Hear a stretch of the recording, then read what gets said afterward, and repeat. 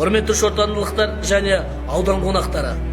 Біз сіздерді 13 желтоқсан сағат 15:00-де аудандық ойын-сауық орталығы көрермен залында өтетін тәуелсіздік тұғыры атты мерекелік концертке шақырамыз.